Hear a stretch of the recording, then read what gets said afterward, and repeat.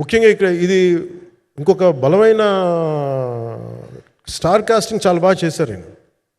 ముఖ్యంగా బాబీ డియోల్ గారిని అంటే ఈరోజు చూస్తుంటే నాకు అదే అనిపించింది. ఈరోజు మన ప్రెస్ మీట్ కూడా నేను వచ్చాను. అందరూ ఎంత బిజీగా ఉన్నారని కొన్ని రాత్రుల నుంచి నిద్రలేదు.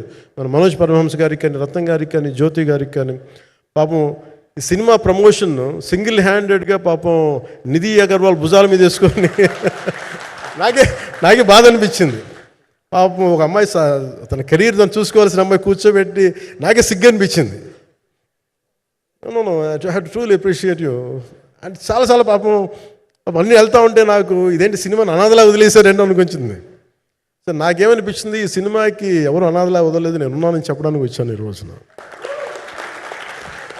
ఎందుకంటే నేను కోట్లాది మంది ప్రజలకి అండగా ఉండేవాడిని, దేశంలో ఉండే సమస్యలకి స్పందించేవాడిని. అలాంటిది తెలుగు సినిమాకి, నా సినిమాలకి మీకు తెలుసు గతంలో ఎన్నిసార్లు ఇబ్బందులు పెట్టారు. అదే మన ప్రభుత్వం అక్కడికి రాగానే వెంటనే సాధారణంగా హృదయ కవాటాలు తెరిచి మరీ ఆహ్వానించాం.